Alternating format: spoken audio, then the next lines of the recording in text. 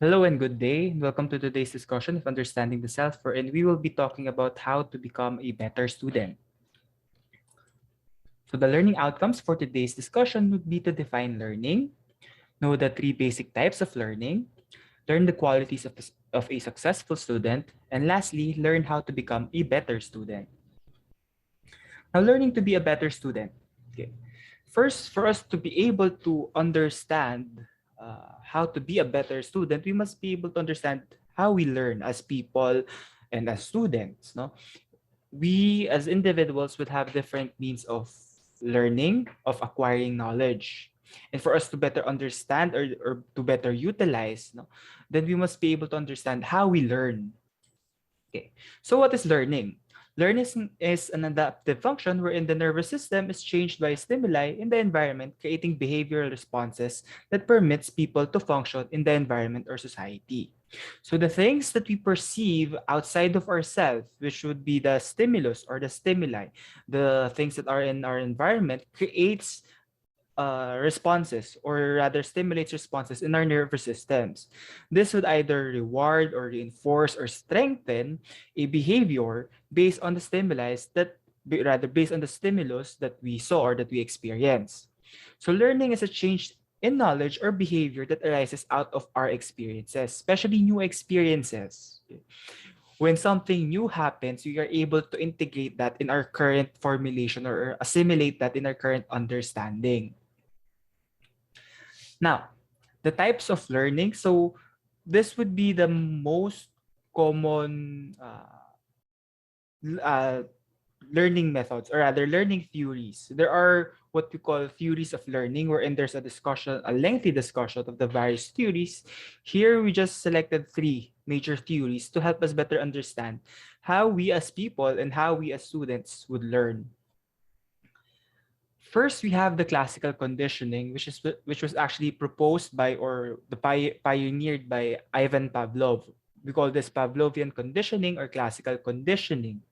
Okay, so this is the process by which we learn to associate stimuli, events, or actions that frequently happen together. This is what we call classical conditioning.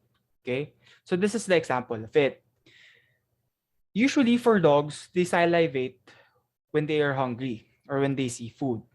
Okay, initially we have an unconditioned stimulus, which is the food. Now, what happens is when a dog sees the food, he or she is, or the dog is conditioned to salivate.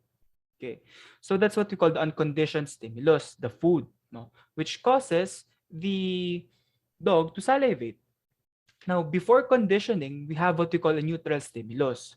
So for this example, the bell would be the neutral stimulus. If you rang the bell, the dog will not salivate. Why? Because it's not an unconditioned stimulus, it's a neutral stimulus. There would be no response on the side of the dog. The dog will not salivate. However, if you pair the two together, meaning if you present the dog with the chicken and with the bell at the same time, the dog would think that you're presenting them the food. So that would cause the dog to salivate. And after continuous reproduction or continuous the doing so, no, presenting the dog with the food and the bell, no, after some time, when you remove the food from the dog, or when you remove the food and you just present the bell, the dog would start salivating.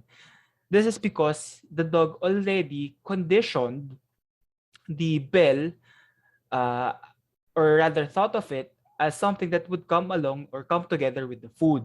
Okay, so this would now cause the bell, or rather this would now cause the dog to salivate at the sight or at the by hearing the bell.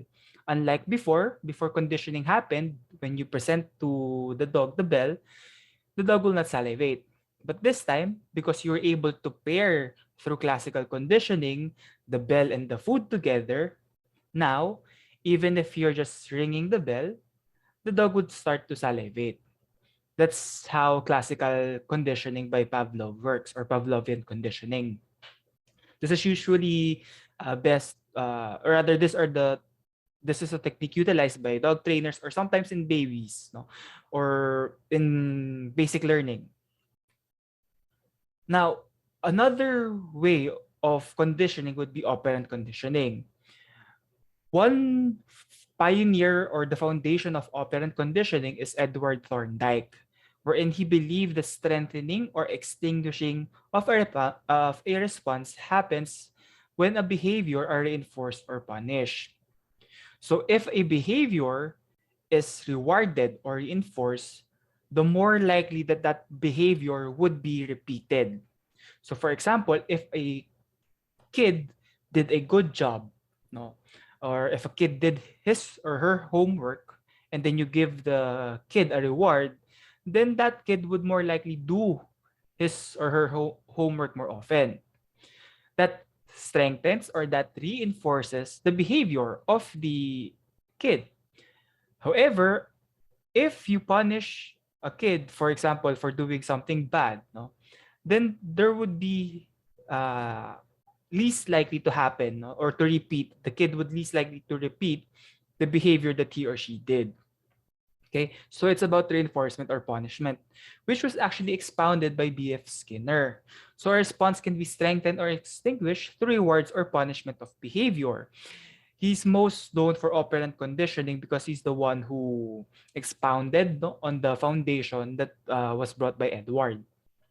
Okay, so here for operant conditions, or rather operant conditioning, specific consequences are associated with the voluntary behavior. Rewards introduced to increase a behavior, no, punishment introduced to decrease a behavior. Here, for example, when the mouse pulled on the lever, or pulled down on the lever, no, the mouse would be presented with the food. Now, what would the mouse do now? The mouse would now more often pull the lever so that he or she would get the reward. However, if there's an electrocution presented when uh, pulling the lever, no, that's the punishment. So the mouse would now least likely to repeat pulling on the lever. No? So here, rewards are seen as something that would reinforce the behavior, while punishment is something that is thought of decreasing the behavior. And lastly, we have Bandura's observational learning. Okay, so according to him, learning occurs through observation, no? Through we don't need to experience it firsthand, but rather through observing, we could actually learn from this, from them rather. We call this vicarious learning. No, we observe them, and to some extent, we imitate them, and learning occurs even if there are no reinforcement or punishment that happens. Okay, so just the mere fact that you're observing, that you're contemplating on what that person is doing, you're imitating him or mimicking him, that's already part, or that's already a way for you to learn. He's actually famous for the Bobodal experiment, no, by Bandura. So the Bobodal experiment here, they learned that childs would mimic or would learn behaviors of adults. So when a child was presented, no, with a video, or when they see adults punching on the toy, the Bobodal, now when the kid was left with the Bobodal, the child mimic what the adults did with the doll. No? So here they were able to conclude that children, no, learn through observation, and that they mimic what other people see or what other people do. Now, those are the three types of learning. Now, here we'll be discussing the qualities of a successful student. What makes a successful student? No? What are the characteristics and habits that you can adopt to help yourself succeed in your academic life? First is priorities. No? Good students are able to prioritize and put their studies as at the higher ranking rather than instant gratification. Okay, we look at learning as a means for growth. That's why we put them as our priority. It's about being punctual, following a schedule. Okay, especially during examinations. No? Whether it's just attending to your class on time, doing your projects or assignments on time, passing them on time, taking your classes or taking your exams on time. No? Part of being a good student is being punctual with his or her tasks. Next would be honesty. When you don't know something, you don't need to pretend that you are good at it or that you know what's being discussed or that you understood it. A good student is able to admit that he or she did not understand the lesson and that it is okay for him or her to ask.